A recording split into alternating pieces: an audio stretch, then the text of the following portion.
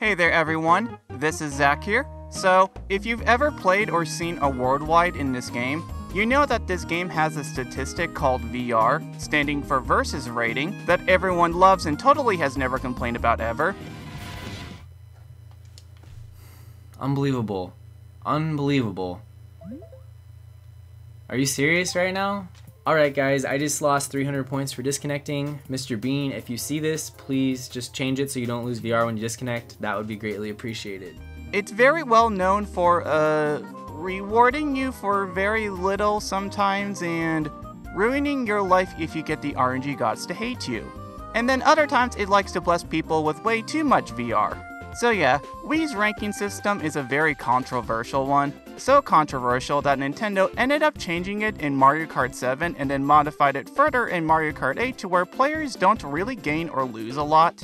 And overall, it tries to push players gradually upward instead of keeping people stagnant for long periods of time like Wii's does. However, it does have some cool things integrated with its system, and today, I want to explore one of those things and explain how it works. To begin, let's talk about how Mario Kart Wii determines your VR.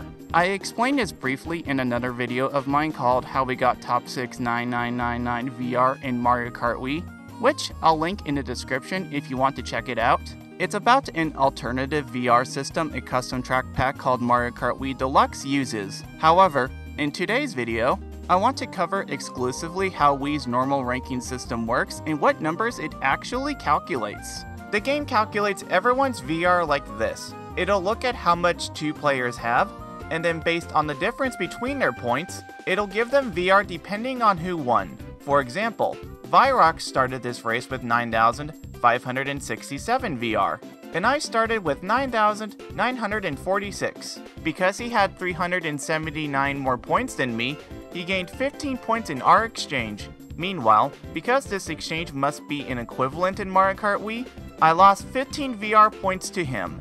With Bradley, I beat him when he had 7,996 VR. This meant I gained 6 points off of him. I also gained 9 from Door and 7 from Stree. The game then adds these gains and losses, i.e. minus 15, plus 6, plus 9, plus 7, which then adds up to the 7 I was given that race. Meanwhile, Virox beat everyone in the room, thus he gained 15 from me, 7 from Bradley, 10 from Door, and 9 from Stree, adding up to plus 41. On the loser side though, Stree didn't beat a single person. This meant he unfortunately lost VR to everyone else, giving him the minus 43 as shown here, with those 43 points getting distributed to all the players above him. So that's a very simple version of how the game calculates everyone's points. In addition, with how Wii's ranking system works, the further ahead you get from someone, the less you'll gain from them. So for example, if you're 2,500 ahead of someone, you'll gain 5 VR from them. And if you're 4,000 ahead, you'll only end up gaining 2 points. On the other side of the spectrum, the further ahead someone else is when they beat you, the more they'll end up gaining. So if they were 2,500 points ahead, they'd gain 30 VR from you while you lost 30. And if they were 4,000 points ahead, they'd end up gaining 44. So why do I bring this up? Well, as you can see here, if you have a ton more points than someone else, you don't really gain that much. If you as the winner are thousands ahead of someone else, the game gives you almost nothing. Meanwhile, the loser is barely punished for their loss.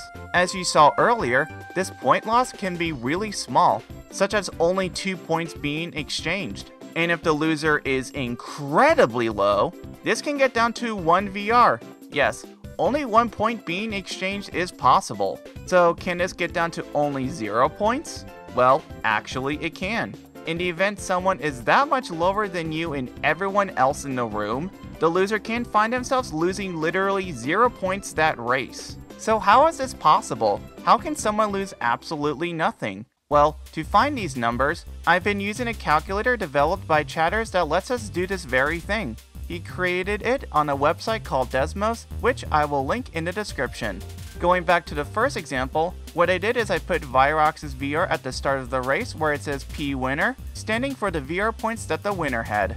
And I put mine where it says P loser, standing for the VR points of the loser. As you can see here by the letter D, the difference between me and Virox is 379 points. Using this complex function below, which for now just understand that lets us calculate the VR I lost, we see that the amount he technically gained from me was approximately 15.78 points. If you've ever played the game online, you'll have noticed that your VR gain or loss isn't a fraction. It'll always be an integer.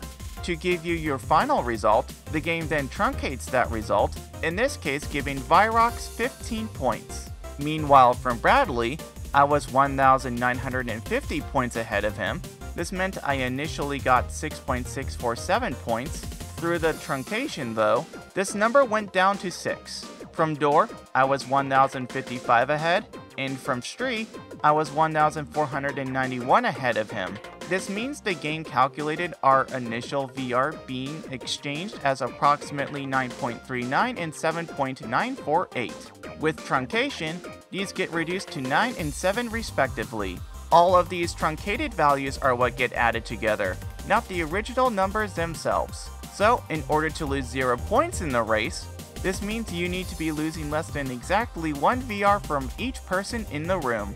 If we look at the formula on Desmos, if someone is 6,596 lower than another person, then the amount of VR exchanged initially is 1.0002.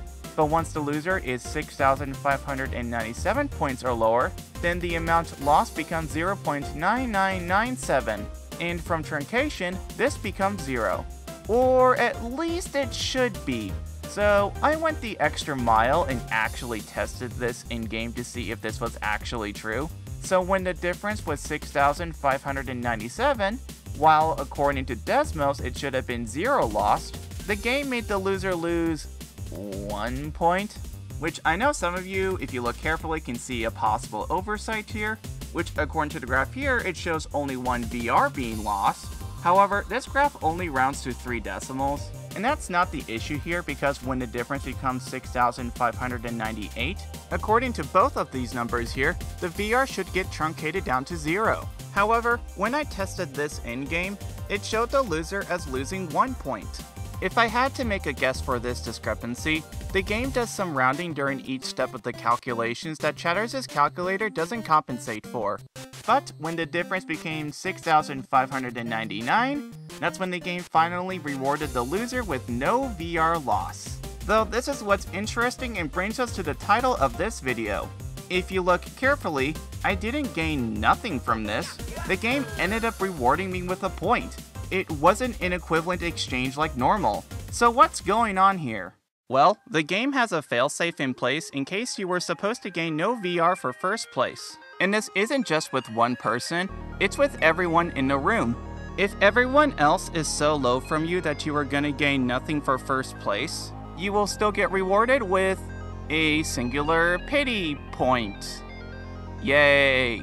For example here, I beat 2 people with 50 VR, which is way more than a 6,599 difference, yet I was able to gain that 1 point. Something with this I do want to point out though, when exchanging VR with someone in a race, you don't gain at least 1 VR from them no matter what.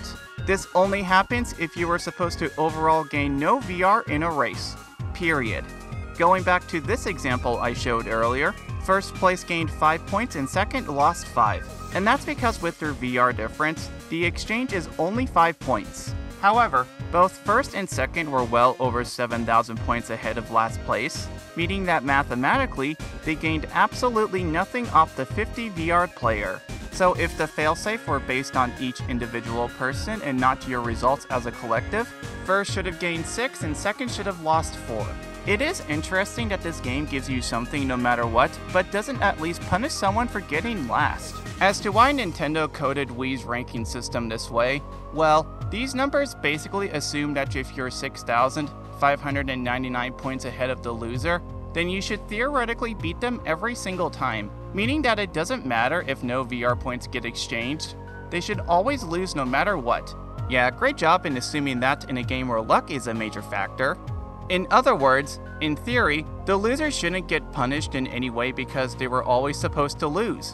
someone bordering max VR is simply way too strong for someone that is somewhere a bit into the 3000s. So really, the race shouldn't have happened in the first place. However, to make you feel like you didn't waste your time, you get at least something, even if it's just a pity point. So yeah, that's how this cool failsafe works. It's nice that they bothered to allow this niche case to occur, even if it barely ever happens.